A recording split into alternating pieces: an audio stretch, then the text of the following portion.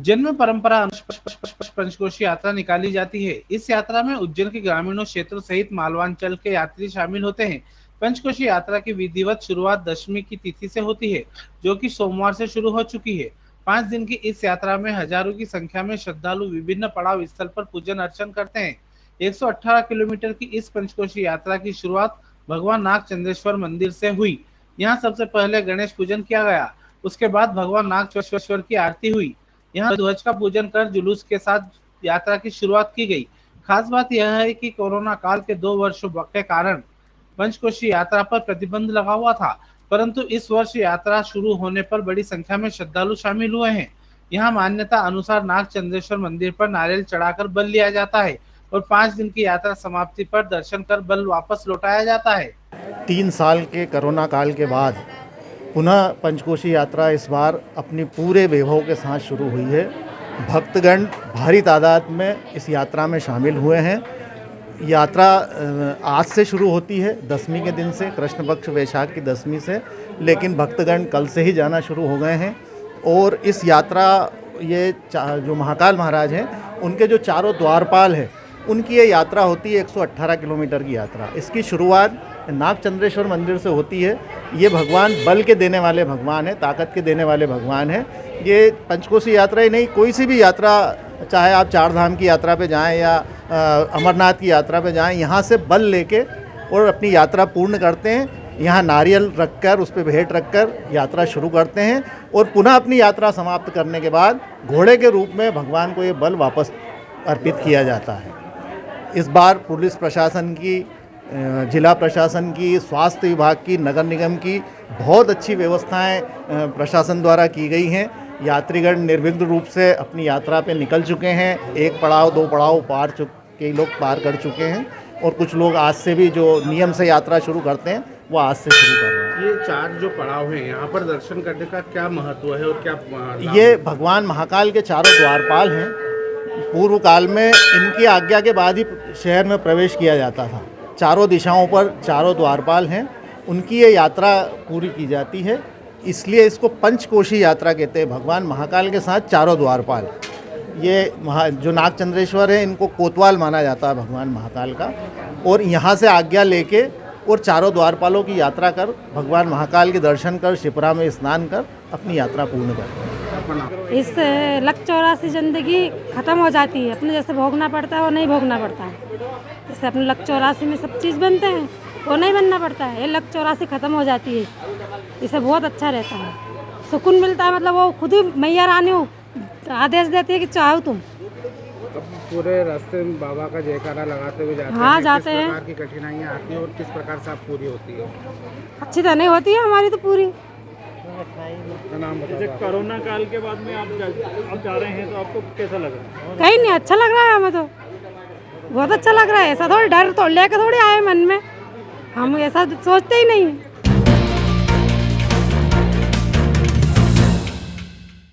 श्री महाकालेश्वर मंदिर में चल रहे निर्माण कार्यों के चलते दर्शन की नई व्यवस्था लागू कर दी गई है। यह व्यवस्था सोमवार से प्रभावशील हो गई। इसके चलते अब सामान्य दर्शनार्थी हरसिद्धिपाल पार्किंग, हाटकेश्वर धर्मशाला के सामने, छोटे रुद्र सागर के समीप पैदल मार्ग से मंदिर अन्न क्षेत्र, बड़े गणेश के सामने होते हुए गेट नंबर 4 से मंदिर में प्रवेश करेंगे। विश्राम धाम रैंप से उतरकर वह नरसिंह मंदिर, मार्बल गलियारे व बैरीगेट से होकर कार्तिकेय मंडपम में दर्शन करेंगे। दर्शन के बाद वह निर्गम रैंप से होकर गेट नंबर 5 के चढ़ाव से बाहर आएंगे तथा बड़ा गणेश मंदिर की गली से हरसिद्धिपाल पार्किंग वापस जाएंगे। वीवीआईपी और वीआईपी प्रोटोकॉल: एक 1500 रुपए के अभिषेक रसीदधारी, शीघ्र दर्शन 250 रुपए की रसीदधारी मंदिर प्रशासक कार्यालय के समीप बने काउंटर से रसीद लेकर निर्माल्य गेट शंख द्वार के समीप से होते हुए सूर्यमुखी हनुमान जी के मंदिर की सीढ़ियों से उतरकर सभा मंडप में पहुंचेंगे।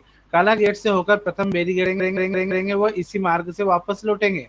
नियमित दर्शनार्थी निर्माल्य गेट से प्रवेश कर बाबा बाल हनुमान जी के मंदिर से सीधे कार्तिकेय मंडपम से जाकर दर्शन करेंगे। अभिषेक रसीद 1500 रुपए व शीघ्र दर्शन 250 रुपए के लिए प्रोटोकॉल कार्यालय के अलावा शंख द्वार के समीप भी एक अतिरिक्त काउंटर रहेगा। देखिए, आप लोग सब जैसे जानते हैं कि बहुत तेज़ी से मंदिर के विस्तारीकरण का कार्य हो रहा है और जो हम लोगों ने लक्ष्य रखा है उसको हम चाहते हैं कि जल्दी से जल्दी उसको पूर्ण कर लिया जाए। उसके संदर्भ में जो पीछे के मार्ग वगैरह कंप्लीट किए जाने हैं उनको उसमें द्रुत गति देने के लिए आजकल दर्शनार्थियों को हम दूसरे मार्ग से बुला रहे हैं। तो सामान्य जन के लिए जो सबसे ज़्यादा प्रमुख मार्ग है उसमें आप देखिए हरसद्दी पाल के पास जो बड़ी सी पार्किंग है वहाँ से रुद्रसागर के पास एक पैदल यात्रा करने का अच्छा सुगम मार्ग बना हुआ है। वहाँ से सभी दर्शनार्थी जो सामान्य दर्शनार्थी हैं रुद्रसागर के पास से पैदल चलते हुए मंदिर के अन्य क्षेत्र बड़े गणेश जी के मंदिर के आगे अपना गेट नंबर 4 से प्रवेश करेंगे। वहाँ से वो सभा मंडप में जाए मतलब विश्राम धाम, वहाँ से नीचे रैंप और नरसिंह मंदिर से वो जिस तरह से अभी व्यवस्था है मार्बल गलियारा होते हुए कार्तिक मंडप जाएंगे। वहाँ से वो सुलभ दर्शन बढ़िया अच्छा करते हुए मंदिर परिसर में आके 5 नंबर गेट से बाहर निकलेंगे। इसके सिवा जो दूसरी व्यवस्था है जिससे विशिष्ट अतिथिगण, अति विशिष्ट अतिथिगण या प्रोटोकॉल के जो सदस्य आते हैं उन लोगों का प्रवेश निर्माल्य द्वार के पास से रखा गया है। तो निर्माल्य द्वार के पास आने के लिए उन्हें या तो वो माधव सेवा के पास से प्रशासनिक कार्यालय से आ सकते हैं, दूसरे अन्य मार्ग से आ सकते हैं। वहाँ पे प्रशासनिक कार्यालय के बाजू में ही हमारा प्रोटोकॉल कार्यालय शिफ्ट कर दिया गया है जिसमें कंप्यूटर्स वगैरह लगे हैं। जो भी VIPs आते हैं जिनके पॉइंट आते हैं प्रोटोकॉल में उनको तुरंत पर्ची भर के मिल जाएगी और वो लोग वहाँ से आ सकते हैं। सामान्य दर्शनार्थी जो कि 250 का टिकट लेना चाहते हैं या जल अभिषेक की रसीद लेके भगवान को जल अर्पण करना चाहते हैं, गरुड़ से दर्शन करना चाहते हैं, उनके लिए भी टिकटें प्रोटोकॉल कार्यालय में उपलब्ध हैं। उसके साथ ही शंख द्वार के पास में एक एक्स्ट्रा काउंटर भी खोला गया है जिससे न तो भीड़ हो और सभी अपना सुलभ दर्शन कर सकें।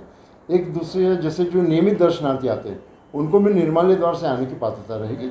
निर्माल्य से द्वार से आने के बाद वो बाल हनुमान के पास से अपना कार्तिक मंडप में प्रवेश करेंगे, जबकि विशिष्ट और अति विशिष्ट अतिथि जो हैं वो सूर्यमुखी द्वार से नीचे होकर सभा मंडप से जाएंगे, प्रथम बैरिकेड से दर्शन करेंगे और वहीं से वापस लौटेंगे।